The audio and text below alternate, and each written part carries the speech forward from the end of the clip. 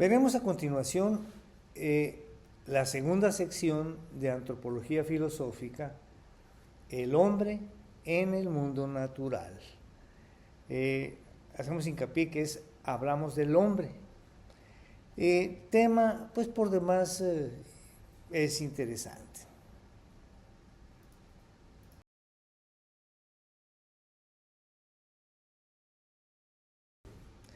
Veamos las partes que componen esta sección 2, esencia del hombre y de su obrar. Tenemos que vamos a ver operaciones, la sensibilidad, las tendencias, el lenguaje, la voluntad y la afectividad, todas ellas sobre el hombre en el mundo natural. Básicas que tiene son cuatro operaciones: la jerarquía del orden natural, ser vivo y materia inerte, principio vital, operaciones vitales y facultades, y las operaciones vitales básicas. Empecemos pues con la jerarquía del orden natural. Respecto a esta jerarquía del orden natural, tenemos que, respecto a la pregunta sobre el ser del hombre, el hombre parece antes que nada, un ser más en el mundo. Veamos el punto 2, ser vivo y materia inerte. Para delimitar la frontera entre lo animado y lo inanimado, se tienen características que vamos a ver a continuación. Después veremos la inmanencia. Aristóteles distingue dos tipos de operaciones.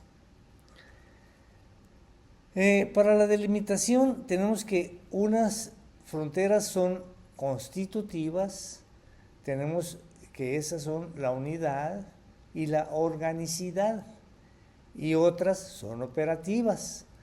El automovimiento es una de las fronteras y la capacidad de adaptación al ambiente.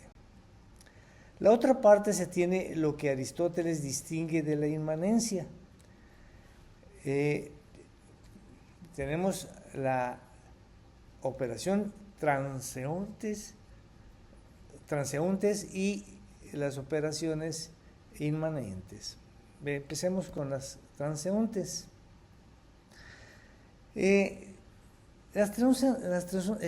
Las transeúntes son aquellas cuyo término y efectos permanecen fuera del sujeto que realiza la acción. Y tenemos que el objeto de su acción permanece fuera. Continuemos con la inmanencia.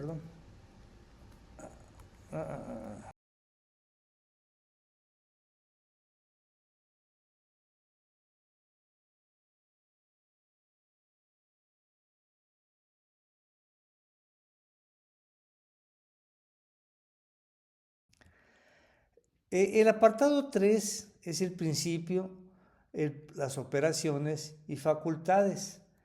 Veamos el punto 3.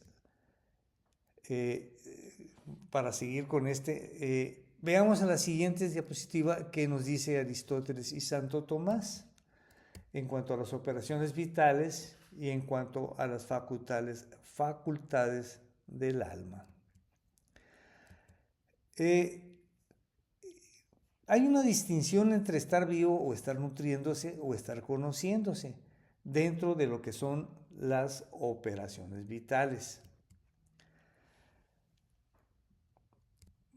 En primer lugar, distinguen las cuatro operaciones y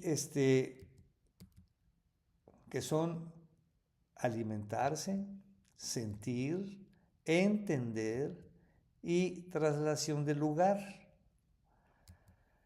La vida viene a ser el principio operativo que hace posible estas cuatro operaciones. Entremos ahora con las dos facultades del alma del hombre. ¿Okay?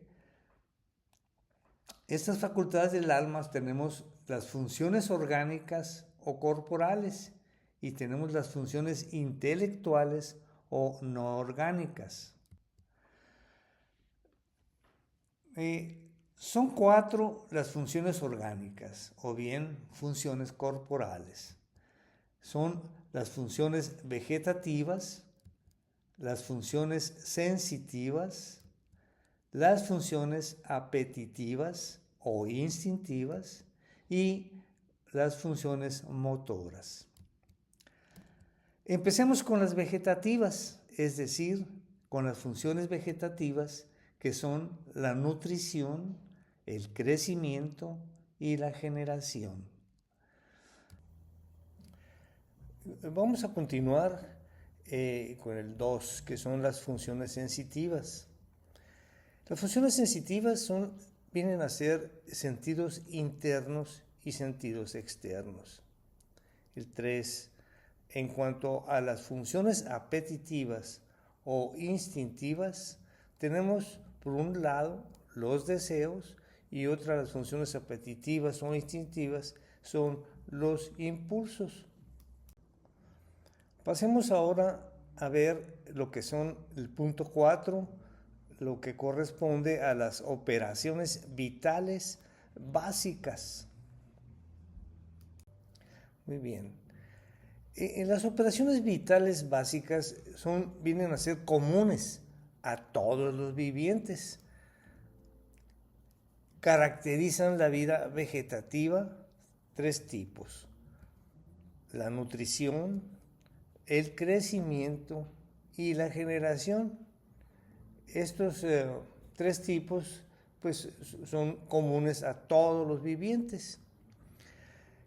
Ahora bien, mientras que el animal vive para perpetuar la especie, la persona humana vive para pensar, vive para amar. ¿Qué cosa? Pues pensar y amar aquellos bienes que ha escogido libremente.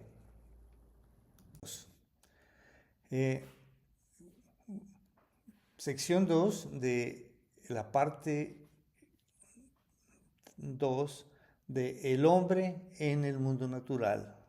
¿Okay?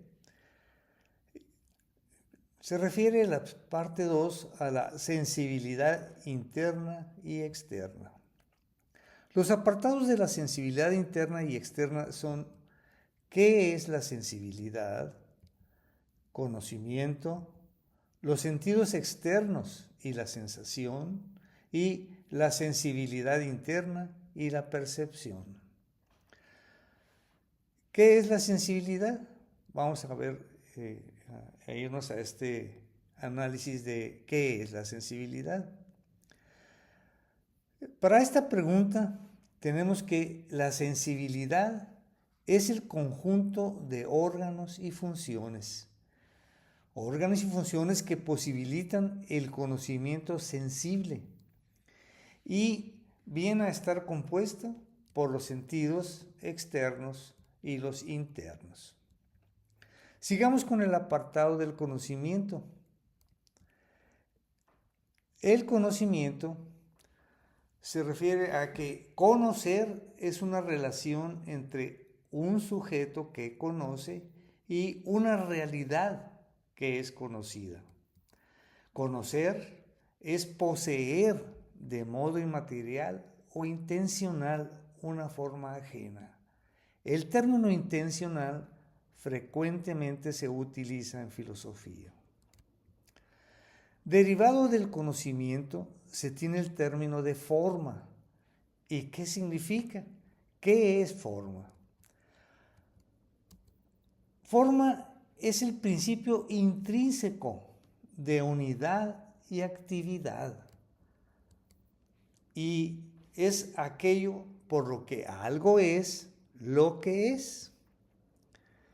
Forma, tenemos la forma sustancial y tenemos la forma accidental. Veamos la forma sustancial. Veamos otras nociones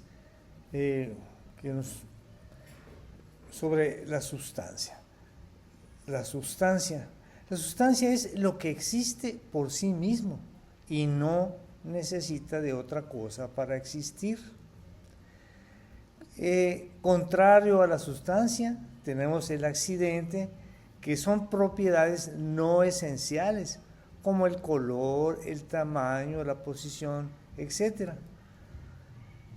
Tenemos 9 accidentes: la cantidad, la cualidad, la acción, la pasión, la relación, la posición, el hábito, el lugar y tiempo.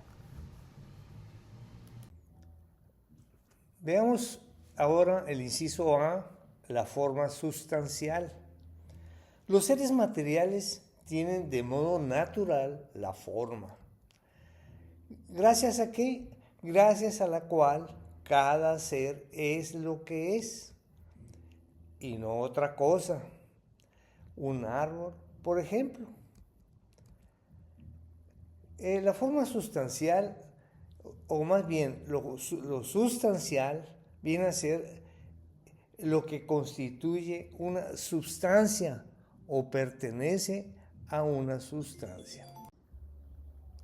Pasemos ahora al inciso B sobre forma accidental. La forma accidental se trata pues de un modo de ser que puede variar.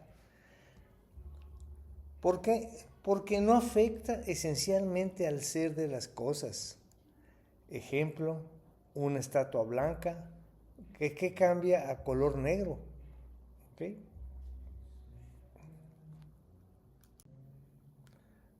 Veamos algo más sobre el conocimiento. En el conocimiento se da una apropiación de las formas exteriores en el acto de conocerlas. A esta apropiación se le denomina intencionalidad, término de mucha utilidad o con utilización muy frecuente en filosofía. El conocimiento humano presenta 2 niveles. En un número 1, inciso 1, conocimiento sensible, y en el inciso 2, conocimiento intelectual. El conocimiento sensible tenemos la imagen sensible, y en el conocimiento intelectual tenemos la idea o concepto. ¿Okay? El conocimiento intelectual necesita al conocimiento sensible. Sigamos con los sentidos externos y la sensación. Aristóteles señaló: nada hay en el intelecto que no esté previamente en los sentidos. Los sentidos externos y la sensación. Sigamos con lo de Aristóteles.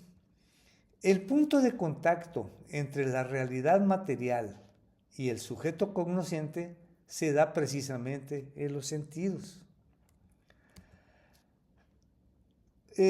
Los sentidos externos son facultades orgánicas, tienen órgano corporal especializado. Estos sentidos externos son la vista, el oído, el olfato, el gusto y el tacto. A ver, las cualidades sensibles captadas en la sensación, vamos a ver también que se realiza la sensación del sujeto, pero ¿qué es la sensación?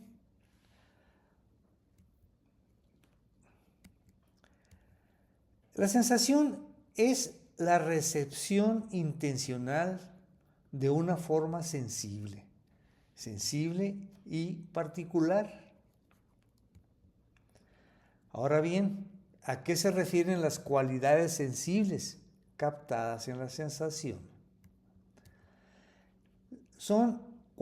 Tenemos de estas cualidades sensibles, tenemos unas cualidades que son secundarias y en psicología experimental es donde se ven.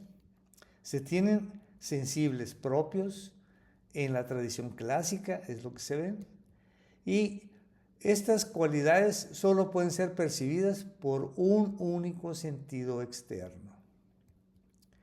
Una cuestión es, ¿quién realiza la sensación en el sujeto? el que realiza la sensación en el sujeto, esto es, el individuo entero, ¿ok? ¿A través de qué? De los órganos corpóreos que son solo instrumentos. Por ejemplo, yo veo un paisaje y no digo mis ojos ven un paisaje. Los impulsos. Es la tercera sección de El hombre en el mundo natural de la parte 2 de antropología. Las tendencias sensibles, deseos e impulsos comprende 4 apartados. 1. La dinámica tendencial como perfección vital. 2. Características del instinto. 3. Instinto y aprendizaje, conductismo, innatismo y antropobiología. 4. La plasticidad de las tendencias humanas. Empecemos con el número 1, la dinámica de algo de nociones. La esencia. ¿Qué es la esencia? La esencia responde a la pregunta, ¿qué es la cosa? El ente es aquello que existe. El aquello del ente es la esencia. Veamos la noción de la forma. La forma es aquello que da estructura, da organización y da esencia a la materia. Ejemplo, una estatua. En una estatua, la materia es el mármol y la forma es la figura que el escultor le da. Esencial como parte, como perfección vital.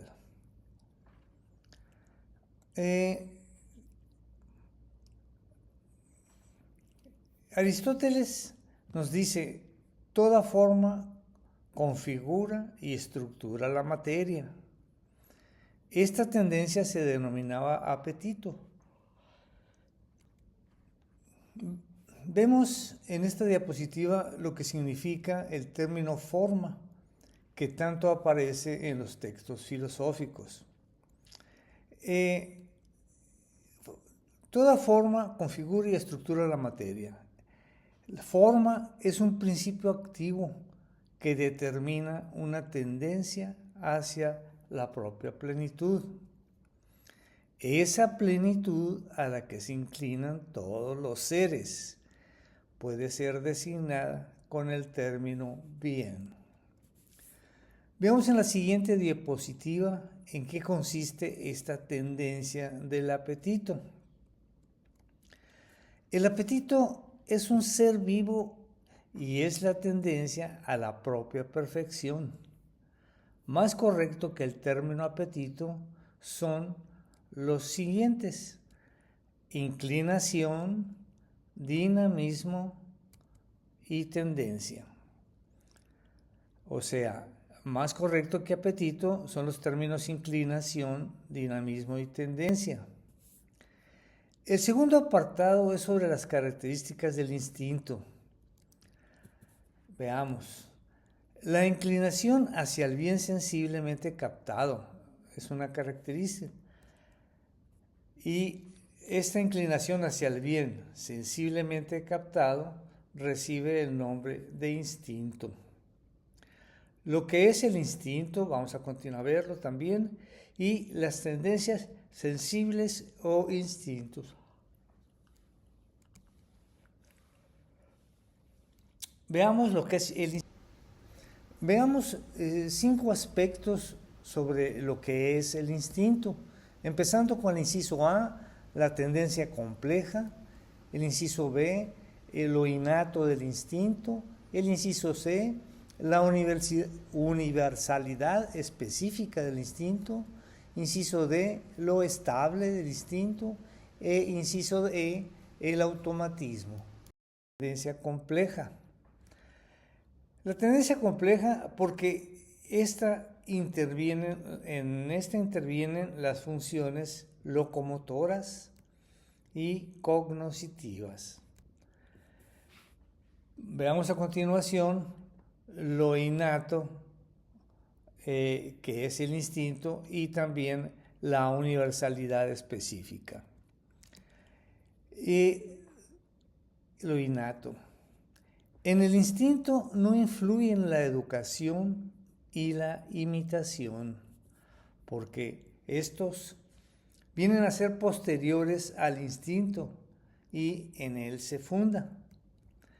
Respecto a la universidad específica, se trata de una tendencia propia de todos los individuos de una especie. Por eso lo de universidad.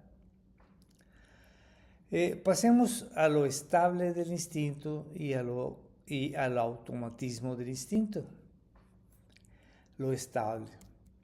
El instinto define una conducta permanente y estable del sujeto, a pesar de las modificaciones funcionales y de la diversidad de las situaciones externas. Respecto al automatismo, se tiene que el animal actúa sin tener conocimiento reflexivo de la finalidad de ese instinto. Continuemos con otra de las características del instinto, las tendencias sensibles o instintos. Las tendencias sensibles o instintos, tenemos que estas tendencias sensibles o instintos se dirigen a satisfacer las necesidades más básicas de lo que es la conservación y la reproducción. Estas tendencias sensibles o instintos se dividen en los deseos y en los impulsos. Los deseos se dirigen al bien presente. Su satisfacción tiene carácter placentero. ¿Por qué? Porque implican la posesión de lo apetecido. Respecto a los impulsos, es una tendencia de rechazo de esos obstáculos. Continuemos ahora con el apartado 3 de las tendencias sensibles. Vemos que son 4 los aspectos sobre el instinto y aprendizaje. Tenemos la antropología positiva, lo que es genéticamente, lo que corresponde a la educación o el ambiente y la diferencia esencial entre la conducta animal y humana. Veamos lo de la antropología positiva. Empecemos con esta antropología positiva y en la antropología positiva se plantea el debate de qué manera los instintos afectan a la conducta humana. Si en el hombre predomina lo heredado genéticamente o, por lo contrario, lo adquirido por la educación o el ambiente, o sea, ¿qué es lo que predomina?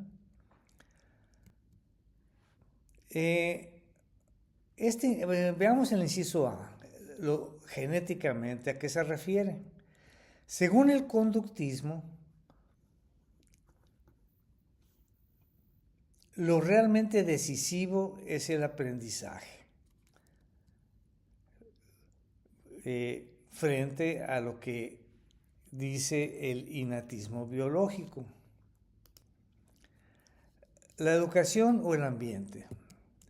El comportamiento humano está determinado por la programación genética del hombre, de tal manera que solo se puede alterar si se modifica esta programación. Continuemos con la diferencia esencial entre la conducta animal y la humana. En cuanto a la diferencia esencial entre la conducta animal y la humana, radica un factor decisivo la libertad. Si se olvida que el hombre es libre, se acaba afirmando que su conducta está determinada, o sea, ya no es libre. Y está determinada ya sea por su herencia genética, que sería lo que se denomina innatismo, o estaría determinada por un sistema de premio y castigo en el inculcado, que es lo del conductismo. Innatismo y conductismo son condicionamientos de la conducta humana. La diferencia se tiene que, en todo debate es preciso apuntar que la diferencia esencial entre la conducta animal y la conducta humana viene a radicar en el factor decisivo que es la libertad. Si se olvida que el hombre es libre, se acaba afirmando que su conducta está determinada ya sea por su herencia genética, que sería el innatismo, o bien por un sistema de premio y castigo en el inculcado, que sería lo que es el conductismo. Ambos, tanto el innatismo como el conductismo, son condicionamientos de la conducta humana y no determinación de la misma. El punto 4 sobre la plasticidad de las tendencias humanas es lo que pasaremos a ver.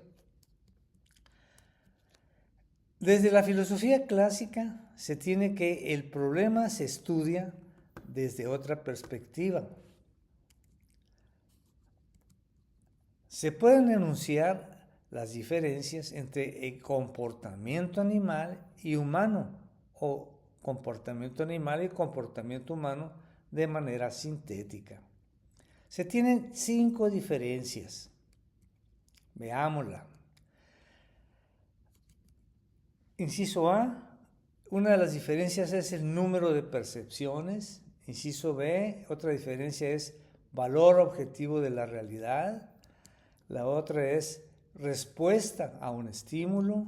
Y la inciso D es fines biológicos. Y finalmente tenemos finalidades no instintivas, que son las diferencias del comportamiento animal y humano. Veamos el inciso A, número de percepciones. El número de percepciones de realidades que puede tener interés para el hombre, pues es potencialmente infinito.